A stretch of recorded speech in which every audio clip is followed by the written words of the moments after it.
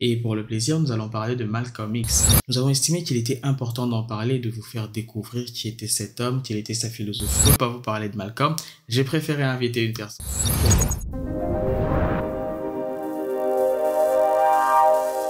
Bonjour et bienvenue dans Les gens tribales. Aujourd'hui pour notre nouvelle vidéo, nous sommes avec Alexandre Bichotte. Alexandre, il est anthropologue et il poursuit ses études en études africaines aussi. Et pour le plaisir, nous allons parler de Malcolm X. Malcolm X qui est une figure importante du mouvement noir dans le monde et qui a beaucoup influencé. Nous avons estimé qu'il était important d'en parler, de vous faire découvrir qui était cet homme, quelle était sa philosophie et pourquoi est-ce qu'il œuvrait. Et Alexandre, c'est un spécialiste de Malcolm et nous aimerions bien l'entendre, puisque moi, je ne peux pas vous parler de Malcolm. J'ai préféré inviter une personne qui maîtrise mieux ce qu'il fait et qui il était. Alors, Alexandre, bonjour. Salut Pacifique, tu vas bien?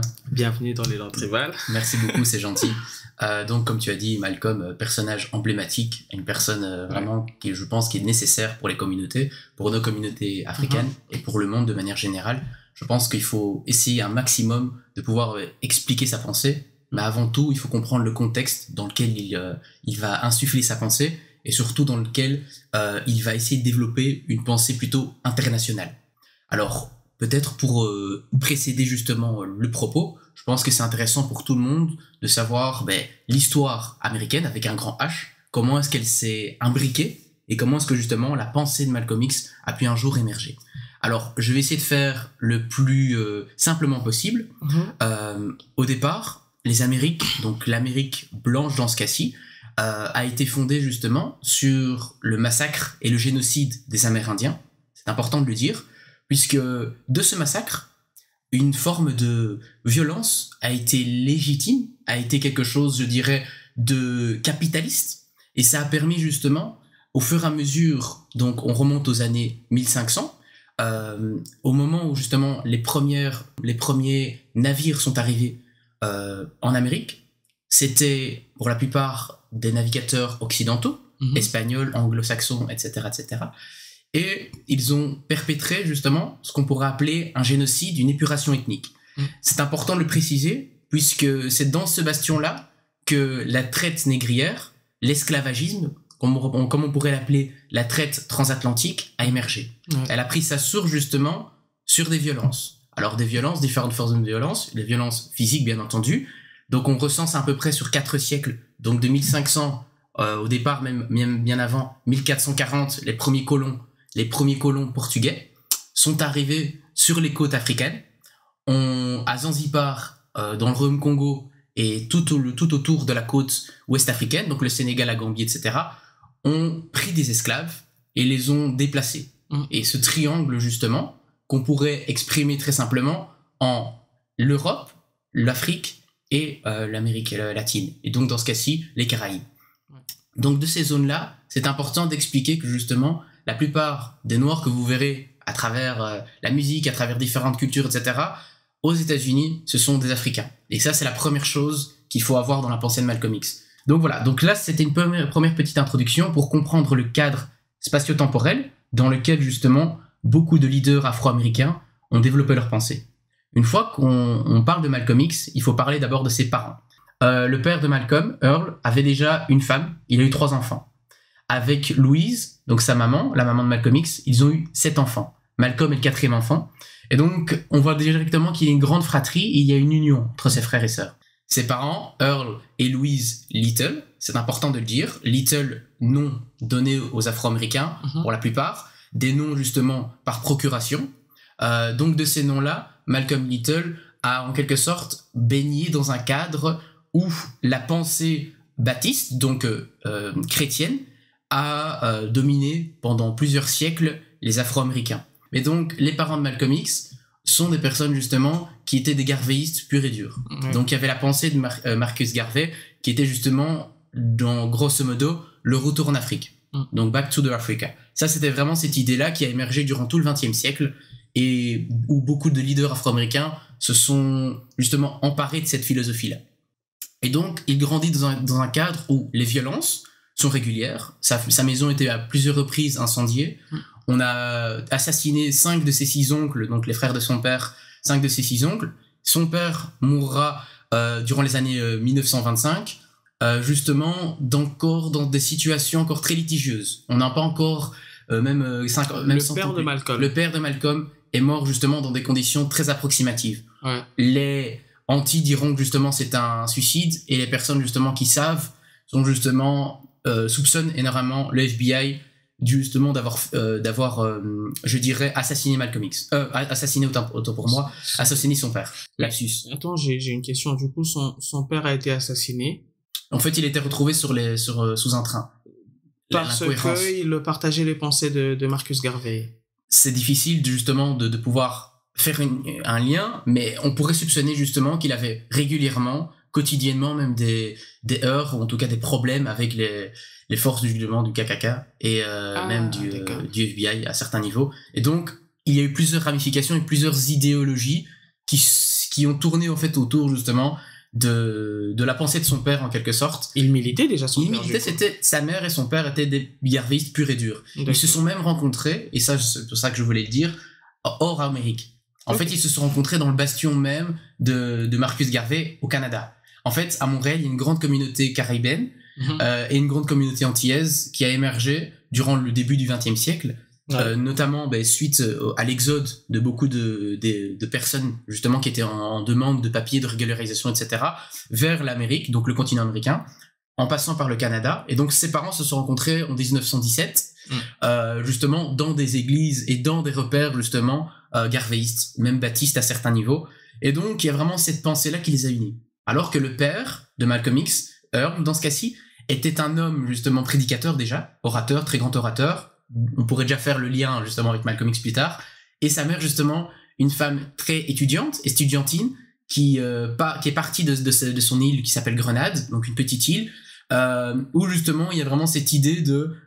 c'est un peu le choc des identités. Le père, une présence très patrilinéaire, très forte, et la mère, une maman très calme, mais justement tempérament très fort. Donc dans cette idée justement de réunion, parce qu'au final c'est une famille qui a eu un éclatement suite au décès du père. La maman de Malcolm a été internée. Donc elle est internée, j'ai un peu sauté les étapes, mais elle est internée parce que justement elle ne savait plus subvenir aux besoins de sa famille.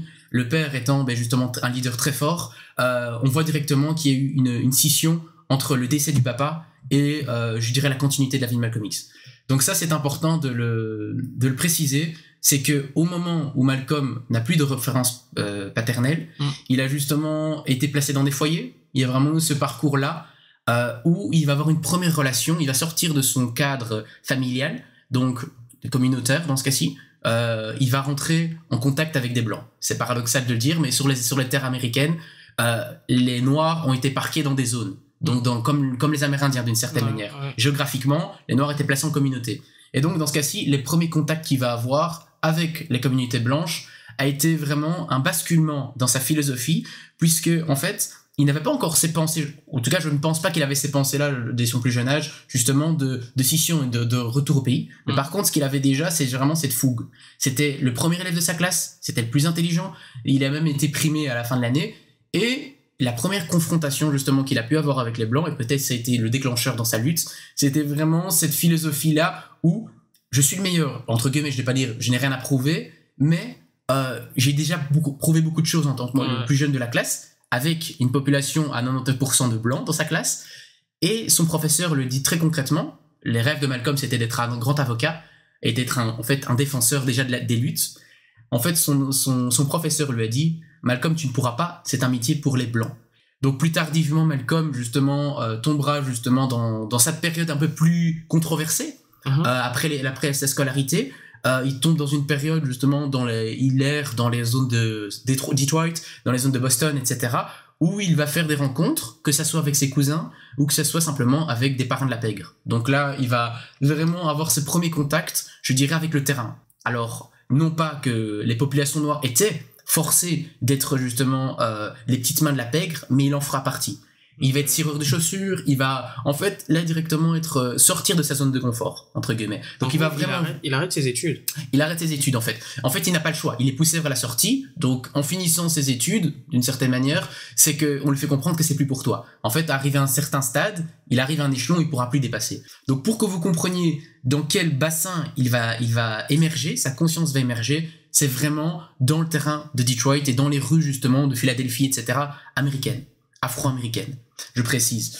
Donc de là, avec la pègre et avec ces moments justement de basculement de vice, en fait on va se le dire très honnêtement, il va prendre de la drogue, il va être en contact avec des femmes blanches, j'insiste sur ce terme-là, pour un noir c'était quelque chose un peu une rébellion, c'était important de le dire.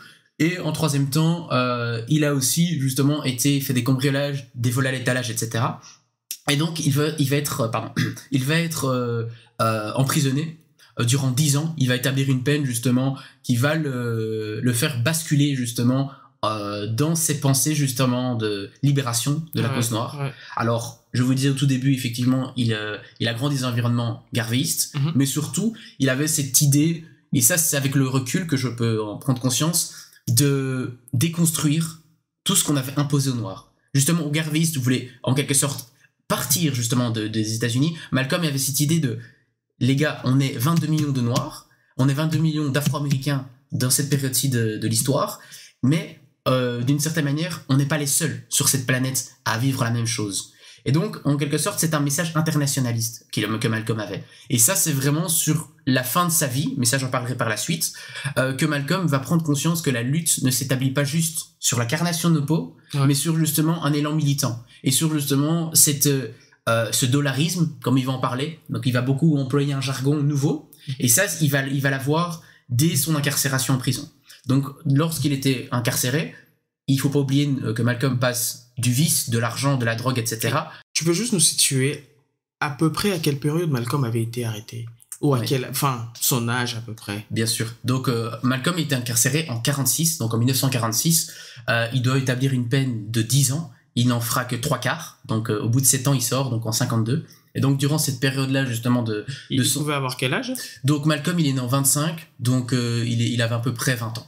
Grosso modo. Jeune. Donc c'est ça, ouais. Et donc il meurt à 39 ans. Donc c'est vraiment un cadre temporel où on voit que Malcolm est, je dirais, le taux de criminalité et le taux d'incarcération est énorme chez les Afro-Américains. Ça me fait rire, je te coupe pas, ça me fait rire parce que quand tu dis qu'il est mort à 39 ans, je vois le nombre de nos leaders qui sont morts à cet âge-là, c'est une coïncidence vraiment énorme. Tu te dis, mais est-ce que c'est...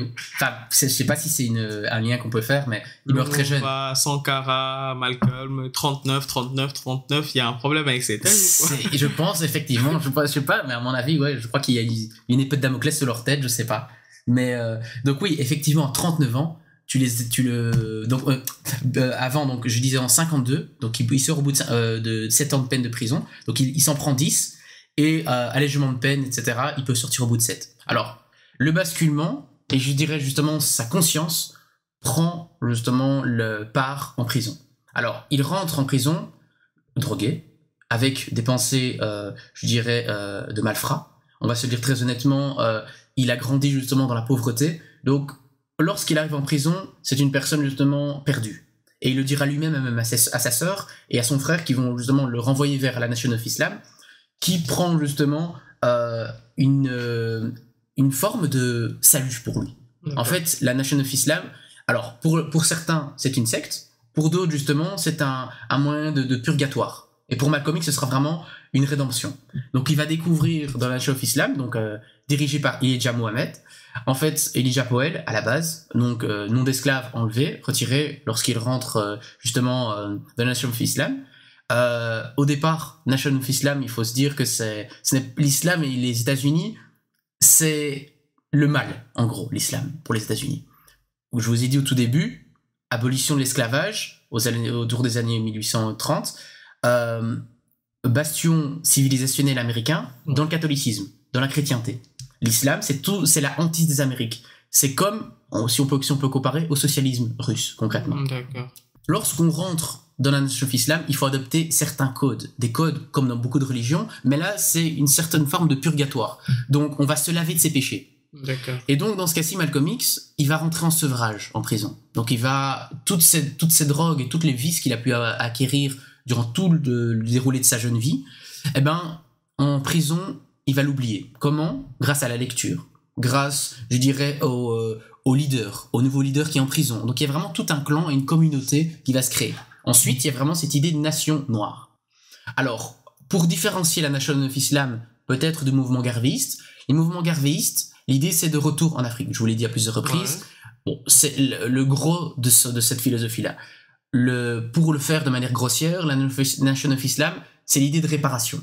Comment est-ce qu'on peut réparer justement les péchés et toutes les erreurs qu'on a pu commettre aux yeux justement des Afro-Américains? C'est d'offrir une terre. Mais le problème de ça, et c'est là où Malcolm se distanciera plus tardivement, c'est de la terre aux États-Unis, nous ne sommes pas les enfants, nous ne sommes pas les racines de justement de cette terre. Donc là, il s'en distanciera plus tardivement. Mais cette phase justement des années 52 où Malcolm va faire ce basculement-là, c'est vraiment quand, en 53, Elijah Muhammad va lui donner je dirais, le nom X. Et le X, dans l'islam, ça représente l'authenticité. Et donc, par extension, justement par analogie, si je puis dire, c'est que la plupart des fervents croyants de la Nation of Islam vont justement beaucoup utiliser le X comme repère symbolique. Donc, on retire cette étiquette, cette saleté qui nous est imposée.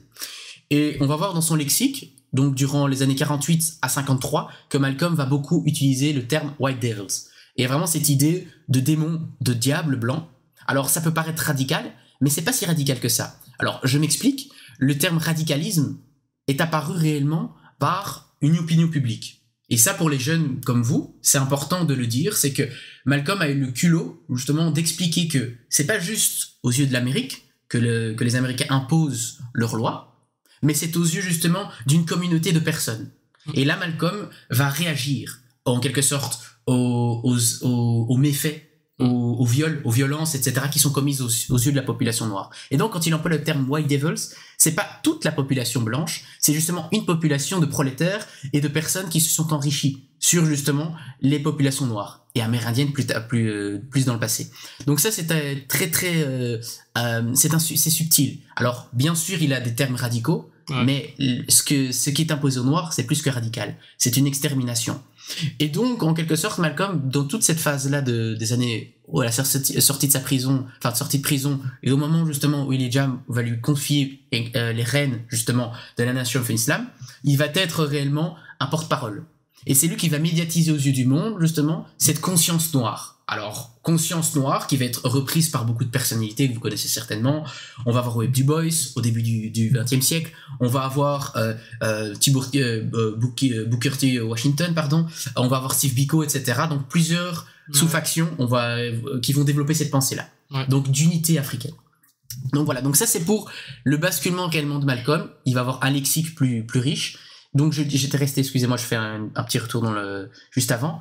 Donc, la Nation of Islam va développer cette pensée et surtout cette philosophie de lavement de la conscience. Ils vont réintégrer le nationalisme noir. Et en troisième temps, ils vont vraiment baser cette philosophie sur la fraternité. Alors, la fraternité, on peut la retrouver à certains, je dirais, dans certaines disciplines, dans certains milieux de la société, mais vraiment cette idée de réunion des familles qui a justement été explosée.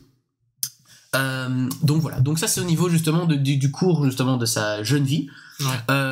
Les 10 années qui vont rester, c'est là où Malcolm X va faire je dirais, c'est pour moi cette phrase qui va rester d'anthologie. Il va dire la balle ou le bulletin de vote. Donc on peut l'interpréter de plusieurs manières, la balle ou le fusil. On peut l'interpréter de différentes manières, mais pour moi cette phrase représente totalement Malcolm. Alors ça le représente d'une part parce que c'est quelqu'un de très binaire. Alors on peut voir ça comme un discours manichéen certainement. Donc l'opposition peut-être entre les blancs et les noirs, mais il ne faut pas oublier, c'est pas juste les noirs qu'il en quelque sorte qui va prendre comme population de base. Alors il a grandi dans un cadre noir, donc il parle de ces populations. Mais par contre, il va inclure sur la fin de ses discours, la fin de sa vie justement, lorsqu'il va faire ses grands voyages, il va faire ses voyages en Afrique, il va faire ses voyages en Europe, etc., etc. Et il va avoir un discours peut-être plus global. Mais après, on lui en a beaucoup voulu parce que justement, il disait les faits. Et les faits, comme vous devez tous le savoir, font très mal à l'esprit. Ouais. Et donc voilà, ça c'est une première introduction, on va vraiment rentrer dans le vif du sujet maintenant, je pense, avec les différentes... Parfait, t'as bien étalé la vie de Malcolm un tout petit peu et un tout petit peu sa philosophie, comment il a intégré sa vision de la libération de l'homme noir. Oui. Après, maintenant, moi, j'ai une question particulière. Tout à fait. Sur toi. Oui. Ce que toi, tu penses, quelle est ton analyse sur l'influence de Malcolm X sur la jeunesse panafricaine aujourd'hui? Que ce soit en Afrique, mais aussi dans la diaspora, et en quoi son message résonne-t-il particulièrement auprès des jeunes d'aujourd'hui? Sachant que les jeunes ne connaissent pas très bien qui il était. Enfin, on s'est fait un personnage. Oui. On s'est fabriqué un personnage sans pour autant le connaître réellement. C'est ça. Et ça fait que beaucoup de gens s'y perdent.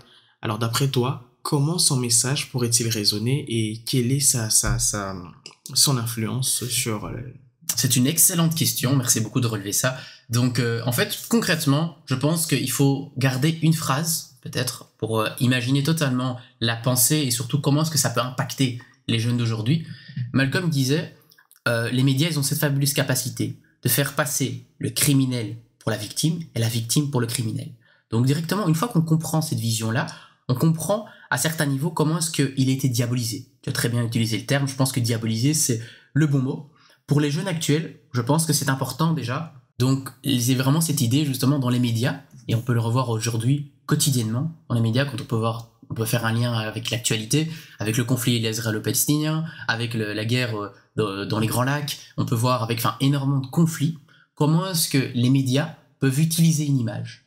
Il appelait ça, Malcolm X, faire de l'image. Faire de l'image, l'imagerie politique. Okay. Et donc, d'une certaine manière, pour la jeunesse, je pense que c'est important, surtout pour vous, les jeunes qui sont très fort connectés, c'est vraiment de pouvoir mettre un panel, un champ énorme de ressources. Donc vraiment, collecter un maximum de ressources. Ne vous limitez pas, c'est important. Et je pense que ça, c'est un des messages de Malcolm, c'est vraiment ne vous limitez pas à votre première ressource. Si vous voyez un livre, par exemple, si vous voyez une vidéo qui vous intéresse, etc., allez voir ce qu'il y a derrière. Et ça, je pense que c'est vraiment cette philosophie que Malcolm a voulu développer. Et je pourrais même vous lire un petit extrait si vous voulez. Donc d'ailleurs, je vais vous parler du livre Malcolm parle aux jeunes. Je pense que ce sera vraiment, pour moi, je crois que c'est une Bible. Pour les jeunes, ce sera une Bible. C'est un petit livre pour les personnes qui n'aiment pas spécialement lire. Je pense que ça pourrait vraiment introduire sa pensée. Alors, il y a d'autres livres que je vous parlerai après, mais là, je pense que c'est une bonne introduction. Donc, il va dire, là, je vais reprendre directement un petit extrait que j'avais pris. Donc, là, il parlait donc à un congrès au Mississippi, durant les années 64. Donc, il dit, j'espère que vous ne pensez pas que j'essaie de vous inciter. Le comble. Mais regardez ici, regardez-vous simplement. Certains d'entre vous sont des adolescents, des élèves. Maintenant, comment pensez-vous que je me sens? Et j'appartiens à une génération qui vous précède. Comment pouvez-vous croire que je me sens? D'avoir à vous dire, nous, ma génération, nous sommes restés assis les mains dans les poches pendant que le monde entier se battait en effet, pour ce qui était ses droits humains. Et vous n'avez pas de choix que de naître dans une société où vous avez toujours cette même bataille. Qu'avons-nous fait? Qu'avons-nous fait? Qu'avons-nous fait de ces péchés? Je vais vous dire ce que nous avons fait. Rien. Et ne faites pas la même erreur que nous. Ne faites pas la même erreur que nous avons commise, pardon. Dites-moi pourquoi un homme noir dans ces sociétés doit attendre après la Cour suprême et un homme blanc ne doit pas attendre après la Cour suprême. Pourtant, les deux sont des hommes. Donc je pense que ces phrases résonnent comme des balles. Et je crois que c'est vraiment, vous en tant que jeunes, passez, bien sûr, par les ressources, passez par vos aïeux, passez par vos grands-parents. C'est important d'avoir ces ressources-là. Mais ce ne sont pas les seules sources. Et essayez vraiment de vous ouvrir. Et je pense que sur la fin de sa vie, Malcolm a vraiment eu cette présence d'esprit qu'en fait, le combat noir, être noir, bien sûr, c'est notre peau, c'est notre fierté. Et je pense qu'on doit l'avoir et le transmettre à nos enfants. Mais après, il y a beaucoup d'autres personnes qui sont noires. Par leur cœur, par leurs idées, c'est important. Les peuples, comme ils les appelaient, les peuples de l'hémisphère sud, justement, ce sont ces peuples-là qui ont été dominés. Et donc, d'une certaine manière, je pense que aujourd'hui, le monde bascule. Alors, ça ne veut pas dire qu'on doit prendre à tue-tête des personnes pour les élire, pour se dire qu'elles sont noires, et donc c'est la raison. Mais en tout cas, je pense que des personnes qui ont une conscience et un maximum d'intégrité. Et ça, je crois que c'est très important, surtout avec la génération dans laquelle on est actuellement. Ouais. On peut vite être intéressé par les choses, par les futilités. Je pense que, voilà, on peut être vite amadoué par l'appât du gain. Et je pense que Malcolm a vraiment fait ce décrochage et il a touché plusieurs milieux. Il a touché le milieu blanc, il a touché les milieux de la précarité, il a touché plusieurs milieux. Et je pense qu'actuellement, en fait, on peut totalement s'identifier, mais toujours avec cette idée d'avoir des valeurs fortes. Et ça, je pense que les valeurs ont trop tendance à être diluées dans le profit actuel. Et comment il faisait, au fait? Quelles étaient les méthodes qu'il employait pour récupérer la jeunesse qui était dans la débauche ou dans la drogue, pour le reconvertir finalement dans un combat noble? En fait, cette question, c'est aussi pour notre jeunesse, hein, bien sûr, qui peut-être pourrait avoir cette envie ou cet intérêt de pouvoir s'intéresser à l'africanisme ou à la lutte, ou peut-être à se mettre vivement dans la sauce, mais qui ne savent pas comment faire. Lui, comment il faisait au fait, puisque sachant qu'à l'époque, aux États-Unis, c'était Sodome et Gomorrhe, c'était le carnage, quoi. C'était le carnage, c'était impossible, c'était difficile, c'était même invivable, quoi. Comment lui le faisait? Est-ce qu'il passait seulement par le chemin de l'islam, ou il avait d'autres méthodes à côté pour récupérer la jeunesse? Bien sûr. Donc, alors, Malcolm n'était pas tout seul, et je pense que c'est justement ses discours à la base qui le faisaient connaître aux yeux du grand public. Donc, il a harangué les foules. Ça, c'était vraiment sa marque de fabrique. Pardon. C'était un très grand rhétoricien. Donc, son allure, son charisme, et je pense que c'est ça qui manque beaucoup au peuple africain. C'est des leaders charismatiques qui sont, justement, et ça je le dis bien avec beaucoup de guillemets, décrochés de toute cupidité. Alors, ça veut dire, dans ce cas-ci, qu'ils n'ont pas des intérêts. Alors, c'est paradoxal de dire ça, mais Malcolm, je pense que, comme je vous disais, l'islam était une rédemption pour lui. C'est pas une fin en soi. Je pense qu'on a tous des spiritualités différentes et c'est important de les mettre en avant. Mais Malcolm, qu'est-ce qu'il faisait? Tout d'abord, il parlait. Et alors, il a parlé et parlé. Parler bien, c'est différent que parler. Donc, je pense que déjà, il faut faire confiance aux gens. Ensuite, il y avait vraiment toute on pourrait les appeler justement les Black Muslims, a vraiment cette idée de fraternité et de personnes. Chacun avait un rôle. Donc, l'idée, c'est qu'effectivement, il y avait des personnes sur le terrain. Il y avait des personnes justement qui étaient plus en avant, comme Malcolm, qui était sur le terrain d'une certaine manière, mais sur le devant de la scène. Et il y avait vraiment cette idée c'est un autre cadre temporel. Donc c'est un cadre où les Noirs étaient persécutés justement dans une institution blanche. Donc c'est difficile de faire un lien avec l'Afrique en elle-même, puisqu'au final, en quelque sorte en Afrique, il n'y a que des Noirs quasiment. Donc d'une certaine manière, on s'identifie plus facilement. Et c'est bien pour ça que justement, il a fait un combat international sur la fin de sa carrière. Mais les démarches sont justement de se laver. De vraiment cette idée de faisons une introspection. Et je pense que c'est valable pour beaucoup de monde, pas spécialement des intellectuels, ça peut être fait par beaucoup de monde.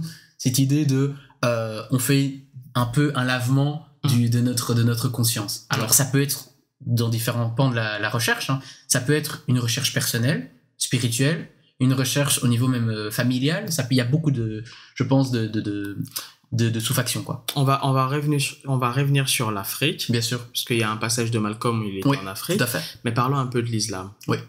De quel islam il s'agissait? Bien sûr. Parce qu'il semble que l'islam, dans Malcolm, dans son époque, ce n'est pas du tout la même islam que l'on connaît aujourd'hui. D'ailleurs, on est d'accord que quand il était en Afrique, en Algérie, il n'était pas toujours d'accord avec les imams de là-bas, quoi. Tout à fait. Donc, à quel moment on trouve une différence peut-être dans l'islam de Malcolm et l'islam que l'on connaît naturellement, l'islam en général? Bien sûr. Donc en gros, l'islam, comme je vous ai dit, aux États-Unis, elle a été importée, elle a été amenée, comme un peu partout justement où les religions monothéistes ont été, je dirais, insufflées à des populations. Là, dans ce cas-ci, l'islam était une échappatoire pour les Afro-Américains. Et il faut comprendre que l'islam, comme on pourrait l'appeler orthodoxe, les musulmans orthodoxes, les musulmans modérés entre guillemets, n'ont justement pas reconnu la Nation of Islam. Elle la considérait comme une secte. Pourquoi? Parce qu'en fait, on ne parlait plus de prophètes, mais là, en quelque sorte, on parlait de combat politique. Et en fait, une fois qu'il y a eu le combat politique et l'islam, orthodoxe, ou en tout cas l'islam plutôt modéré, entre guillemets, il y a eu un choc. Un choc, et donc Malcolm, justement, au moment où il adopte le postulat, donc la philosophie de Elijah Muhammad, c'est vraiment dans une posture de une personne perdue. Et d'une certaine manière, je pense que, selon moi, il a vraiment fait cette différence entre sa philosophie, sa spiritualité personnelle, où justement il a eu des visions, il a eu des messages, etc., en prison, et la phase justement où il a rencontré, comme tu as très bien dit, l'Algérie par exemple, et son voyage sur le tard en Afrique durant 2 mois. Donc il a fait plusieurs pays, il a rencontré énormément de personnes connues, Nkrumah, il a rencontré Nasser en Égypte, il a rencontré beaucoup... Il a été même au Ghana. Hein. Oui, c'est ça, exactement, il est au Ghana, donc il a vraiment beaucoup voyagé à ce moment-là. Mais en fait, ce combat-là, il s'est rendu compte qu'en fait, non, on n'est pas juste 22 millions de personnes aux États-Unis, on est bien plus que ça. Et donc, en fait, il a créé, et je vous donnerai une petite anecdote, quand tu parlais de l'Algérie, pour moi, c'est un très bon exemple. Panafricanisme, Algérie, c'est lié, donc effectivement, il y a des liens très forts, mais surtout, c'était dans l'avion. Il rencontre une dame, cette petite dame, elle lui dit, elle le regarde d'abord, elle est méfiante, elle est sceptique. Et là, c'est un peu la pensée. Elle est algérienne. Elle est algérienne, et donc il partait vers Alger, etc. Et donc, elle le regarde à plusieurs reprises. Et c'est lui qui le dira plus tardivement dans ses discours, etc. Et donc, pendant tout le voyage, elle l'a regardé bizarrement. Mais il sentait qu'il y avait une pression. Il n'était pas anodin. Ouais. Et donc, sur la fin, elle vient vers lui. Elle dit, Malcolm X, ah, mais vous n'êtes pas comme... vous n'êtes pas comme les médias. Et donc là, directement, il s'est rendu compte, cette dame-là, qu'en fait, il avait un discours très sobre, un discours très simple. Et en fait, c'est justement là tout le problème de la situation de libération des peuples dans le monde. En fait, c'est justement là, c'est l'idée qu'on va avoir des leaders d'opinion qui vont prendre la parole pour les victimes, les réelles victimes en fait. Et donc c'est de là en fait que je pense que son combat, il s'est aperçu en fait au fur et à mesure de ses voyages, de ses rencontres, etc. avec les gens, qu'en fait beaucoup de personnes, au-delà de la religion, parce qu'au final, je vous ai dit, l'islam n'est pas une fin en soi. Lui, c'est ce qui a été sa rédemption, c'était son échappatoire. Mais après, d'autres personnes y ont vu, voilà, peut-être même juste dans leur personnalité ou même peut-être dans les traditions africaines, des moments, des moyens aussi de revenir vers la ressource, enfin vers leur source maternelle. Donc voilà. Donc ça, je pense que c'est important. Donc pour parler de ces discours, plusieurs de ces discours, que ce soit Rochester, que ce soit en Angleterre, en France, etc. Même en France, c'était encore plus complexe, puisqu'au final, il était refusé à plusieurs reprises à la douane, mais ça, c'est une autre histoire. Donc pour parler de l'Afrique... Ça m'étonne pas. Comment ? Ça m'étonne pas de la France. Voilà, c'est la France. Et pourtant, il a eu énormément il a beaucoup pris les exemples des Antilles, de la Martinique, etc. Ouais. Comme justement lutte. Puisqu'au final, je vous rappellerai pas, mais Haïti, première révolution noire, ou en tout cas francophone. Donc il y a vraiment cette idée de tisser des liens. Et ça, c'est important en tant que jeune, et ça, je pense que c'est aussi une philosophie qu'il a laissée. C'est le nationalisme noir peut paraître sensible. Donc quand on dit nationalisme, ça nous dérange. Non, ça dérange pas tout le monde. Je vais vous donner un exemple très concret. Est-ce que ça vous dérange, vous, quand vous entendez un Italien être la main sur le cœur et être nationaliste, dire « Moi, je suis fier d'être italien ». Ça ne dérangera personne. Non. Pourquoi, à votre avis ? Donc voilà, donc c'est ça. Malcolm X, en fait, il a mis les doigts où ça faisait mal. Il a mis le doigt, il a dit beaucoup de choses. Alors, toujours à prendre avec beaucoup de nuances, mais voilà. Donc pour parler de l'Afrique et pour parler des jeunes, je pense que ces discours ont été vraiment rédempteurs pour lui. Ils ont vraiment servi la communauté.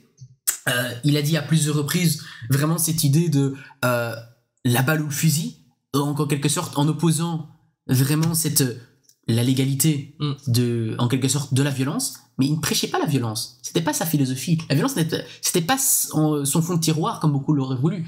On l'a diabolisé par rapport à ça. Et donc c'est, je pense, pour les jeunes, vraiment un moyen notamment de revenir vers des fondamentaux. Alors je vous montre juste d'autres livres. Le pouvoir noir, c'est peut-être avec l'autobiographie, certainement ça, je dirais, son principal purgatoire. Il va vraiment parler de manière très brute. Alors c'est souvent un discours qui peut paraître effrayant, mais pas du tout. Honnêtement, je vais vous donner un petit passage. Il parle justement ici c'était de Martin Luther King. Et il explique justement, on oppose, et ça ce sont souvent les plus médisants qui opposent Malcolm à Martin. Je pense Martin Luther King, alors avec toutes ces nuances. Ils étaient quand même assez différents. Ils étaient différents, Et je pense que... Mais faut préciser que c'était la même époque. Exactement. Ils étaient différents, mais ils œuvraient tous la même époque, mais c'était des endroits différents. Exactement. Pour que vous compreniez très bien... pour qu'on puisse nuancer totalement les propos des deux. Je vais le faire de manière assez grossière, mais rapide, comme ça vous pouvez vraiment vous imprégner totalement de leur pensée.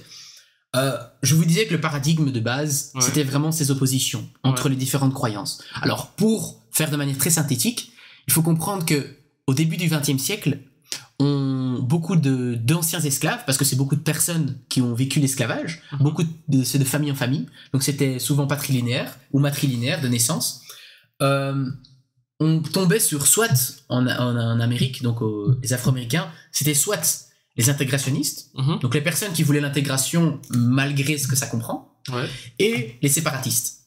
Donc les séparatistes en général, c'était on prêche un nationalisme, un retour vers l'Afrique ou une zone géographique où nous les Noirs on pourrait vivre entre nous.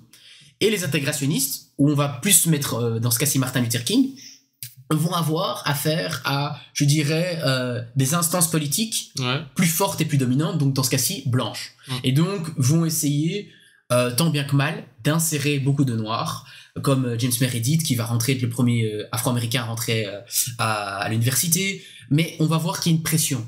Et cette pression-là, elle va s'exercer non pas par les Américains, et ça il faut bien le retenir dans tous les conflits, c'est pas par les Américains ou par les puissances, c'est par les puissances extérieures qu'on va à ce moment-là avoir droit à quelque chose.